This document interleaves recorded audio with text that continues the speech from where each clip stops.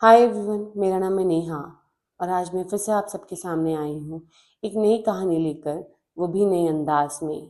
तो चलिए नई कहानी की ओर चलते हैं। जनवरी 2006। घड़ी सुबह के 7 बजा रही है। घने कोहरे में सिमटकर बलिया रेलवे स्टेशन सफेद पड़ गया है। 2 दिन से दिल्ली मुंबई जाने वाली गाड़ियां 10-10 घंटे की देरी से चल रही हैं। इसी कारण बहुत सारे यात्री परेशान हैं, तो कुछ यात्री अभी भी प्लेटफॉर्म की तरफ टकटकी लगाए देख रहे हैं। कहीं कुछ भी दिखाई नहीं दे रहा। चारों तरफ गलन से भरा एक ठंडा सन्नाटा है, जो वक्त के साथ साथ फैलता ही जा रहा है।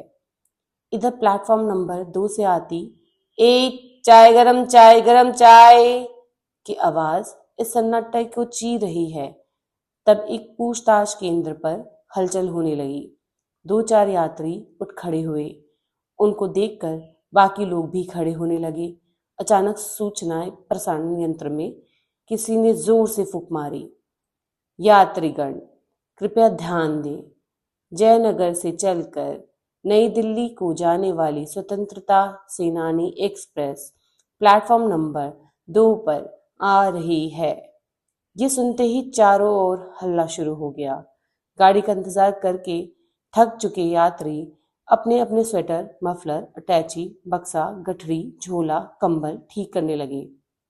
देखते ही देखते कोहरे को चीर कर धुआं उड़ाती सीटी बजाती स्वतंत्रता सेनानी एक्सप्रेस प्लेटफॉर्म नंबर 2 पर खड़ी हो गई। गाड़ी खड़ी होते ही जनरल बोगी से लड़खड़ाते हुए 5 अधेड़नुमा युवक उतर रहे हैं। पांचों की उम्र 25 से 30 के बीच है। सबके हाथों में झोले और पैरों में गोल स्टार के जूते हैं। मुंह से गुटखा टपक रहा है और आंखों तक लटकती हुई जुल्फों से रूसी झड़कर जैकेट पर गिर रही है। पांचों को गौर से देखने पर यकीन होता जा रहा है कि इस देश में सिर्फ ठंड ही नहीं, बल्कि बेरोजगारी और महंगाई भी काफी बढ़ गई है। और सरकार को सबसे पहले युवा कल्याण मंत्रालय और मद्य निषेध मंत्रालय को एक में मिला देना चाहिए, क्योंकि जिस दिन ये मद्य और निषेध हो गया, उस दिन यह युवा कल्याण अपने आप हो जाएगा। थोड़ी देर में पांचों लड़के आंख मलते हुए स्टेशन के बाहर आ गए। बाहर आते ही आपस में विचार विमर्श होने लगा। सबसे होशियार दिखने वाले एक लड़के ने गुटखा थूक कर कहा, भोंदू, आमदेव स्टेशन पीछे छूट गया। चुप करो दादा, वहां गाड़ी का स्टॉपेज नहीं था तो कैसे उतर जाते? यहां से हम लोगों को रिजर्व ऑटो पकड़ के चलना पड़ेगा। ऑटो का नाम सुनते ही पांचों लड़कों ने झोला उठाकर ऑटो स्टैंड की तरफ कूच किया। इधर सुबह से सुने पड़े ऑटो स्टैंड पर भारी भीड़ उमड़ पड़ी। ट्रेन से उतर रहे सारे यात्री ऑटो में बैठकर हवाई जहाज की स्पीड से जल्दी जल्दी अपने घर जाने लगे। इस कारण ऑटो स्टैंड का माहौल मछली बाजार सा बन गया। लेकिन इस बाजार से दूर एक दारू की दुकान के सामने खड़े होकर 2 ऑटो वाले बड़ी ही निस्वकार भाव से खैनी बना रहे थे। पांचों लड़कों को देखते के ही उनके हाथ रुक गए, बहुत तन गई और मुंह से निकला, रे बितन का रे? ये सब ऑर्केस्ट्रा वाले हैं ना भाई? लग तो ही रहा है। सवरा लगन शुरू होते ही मेहरो लई के लेकर बंगाल से बलिया चले जाते हैं। फिर पूरा लगन उनको प्रधान ऑर्केस्ट्रा में नचवाते हैं और अपने शमियाने में सूत कर लयका खेलते हैं। बक बोका, ये सब मेलीदा जिले वाले मजदूर हैं। बलिया छपरा रेल लाइन पर काम चल रहा है। देखो, देखे नहीं का? जाकर पूछो तो। ऑटो वाला आगे बढ़कर पूछने लगा, कहाँ जाना है दादा? कहीं नहीं जाना, बस डेही कचरे में ना यार। ना। नरहरी भौसला बक्सर? ना ना दादा। खजुरी, खनसार, सिकंदरपुर? ना। तब गजपुर, मऊ, आजमगढ़, देवरिया, गोरखपुर, सिवान, छपरा, बक्सर, आरा, महुआ, मोहनिया, रोहतास? नहीं भाई, बस करो। तब कहीं तो जाइए कि रेलवे स्टेशन पर ट्रेन का डिब्बा गिनने आए थे। 1 मिनट रुको, पढ़ो लिखो जी, क्या लिखा है? 5 में से सबसे पढ़ाकू दिख रहा एक लड़का कागज निकालकर पढ़ने लगा। चांदपुर। वाह, चांदपुर का नाम सुनते ही ऑटो वालों का मुंह सूख गया और चेहरा चांद जैसा खिल गया। उनकी आंखें इन पांचों दिव्य मूर्तियों का गहन निरीक्षण करने लगी।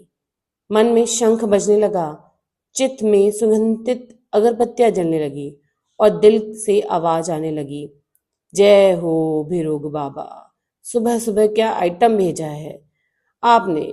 लेकिन मौके की नजाकत समझकर उन्होंने उत्तेजना से भरी आवाज को अपनी जेब में छिपाकर पूछा, आप लोगों को मैनेजर साहब के यहाँ जाना है क्या दादा? एक ऑटो वाले ने के मुंह से मैनेजर साहब का नाम सुनते ही पांचों लड़कों अवाक होकर एक दूसरे को देखने लगे। किसी ने कुछ नहीं कहा, सब सुन पड़ गए। ऑटो वाला मामले की गोपनीयता को झट से समझ गया। उसने दांत चिराते हुए कहा, कोई बात नहीं, हम सब समझते हैं। वैसे जब चांदपुर जाना ही था तो बलवे स्टेशन नहीं आना चाहिए था। सतवार रेलवे स्टेशन पर उतर जाते तो घोड़ा गाड़ी पर सवार होते और सीधा चांदपुर चले जाते। वो सब छोड़ो, तुम बताओ तुमको चांदपुर चलना है कि नहीं? काहे नहीं चलना? आप आदेश तो करिए, कितना लोगे, कितना देंगे? थोड़ी देर में मोल भाव होने लगा। इधर ठंड बढ़ती जा रही थी और ट्रेन चलने जाने के बाद ऑटो स्टैंड के आसपास की भीड़ भी कम होती जा रही थी। 10 मिनट बाद आखिरकार ऑटो वाला विजय मुद्रा में आकर बोला, देखिए दादा, फाइनल बात, राम राम का बेरा है, ठंड देख रहे हैं ना, हाथ काम नहीं कर रहा है, विश्वकर्मा छू रहे हैं, झूठ नहीं बोलेंगे, 500 से 1 पैसा कम नहीं होगा। पांचों में से एक तीर तर्रार दिखने वाला एक लड़के ने कहा, 400 देंगे तो चलो, वरना जाओ। जाओ सुनते ही जैसे जाल में फंसी हुई मछली के जाल से निकल जाने पर मछुआरा तड़पता है, वैसे ही ऑटो वाला तड़पने लगा। ए दादा, अरे राम राम क्या बेरा, नाराज नहीं होते, आपको हम मैनेजर साहब के घर छोड़ेंगे। घर नहीं होंगे तो उनके स्कूल पर छोड़ेंगे। अगर स्कूल नहीं छोड़े तो आपका जूता मेरा सर, समझे? औसत भारतीय की तरह जूते वाली की बात पांचों लड़कों को तुरंत समझ में आ गई। कुछ देर तक अपने फटे जूते की तरफ देखकर पांचों में से एक ने कहा, ठीक है, तब चलो, पीछे सामान रख दो दादा। ना ना, हम लोग अपने सामान को साथ में लेकर बैठेंगे, इसमें बहुत जरूरी सामान है। ठीक है दादा, जैसी मर्जी। इतना कहकर ऑटो वाले ने मन ही मन गरियाते हुए पगड़ी टाइट बांधी, मुंह में गुटखा डालकर निरैया का गाना बजाया, स्टीयरिंग को सुबह का तूफानी नमस्कार किया और चलने लगा। इधर सड़क पर 10 मीटर आगे कुछ दिखता नहीं था। बिन टिप्पर के चलाना मुश्किल होता जा रहा था। इस मुश्किल में अखबार वाले, दूध वाले, ट्रेन पकड़ने वाले और कोचिंग पढ़ने वाले इक्का दुक्का लोग ही जा रहे थे। थोड़ी देर में ऑटो शहर के बाहर निकल गया। बाहर निकलते ही पांचों लड़कों के चेहरे पर हवाइयां उड़ने लगी। उनके चेहरे भय से सिकुड़ गए। एक लड़का अपने मोबाइल को बार बार कान से हटाकर सटाता रहा। बाकी चारों अपनी फटी हुई आंखों से बलिया जनपद को देखते रहे। 10-15 मिनट तक ऑटो में शांति पसरी रही। कोई किसी से बोलता ही नहीं था, बस मफलर को कान के आगे पीछे कर लेता था। अचानक सबसे किनारे बैठकर एक अधेड़ लड़के ने मुंह से मफलर हटाकर साइड में मिरर में झांकते हुए ऑटो वाले से पूछा, भाई साहब, क्या आप सच में मैनेजर साहब को जानते हैं? जानते हैं? का बताइए दादा, मैनेजर साहब के लड़के डब्लू नेता, हम उनकी खास आदमी हैं। उनके कॉलेज मास्टर है ना, मनोहर मास्टर, वो हमारे खास आदमी हैं। इससे ज्यादा का कहें? चल रहे हैं ना, देख लीजिएगा। डब्लू नेता का नाम सुनने के बाद पांचों ने एक एक गहरी सांस ली। तो ये थी कहानी चांदपुर की चंदा का पहला भाग। अगर आपको यह कहानी पसंद आई है और अगर आप इस कहानी को आगे भी सुनना चाहते हैं तो प्लीज़ हमारे चैनल को सब्सक्राइब कीजिए, लाइक कीजिए और बहुत सारा प्यार दीजिए कमेंट में।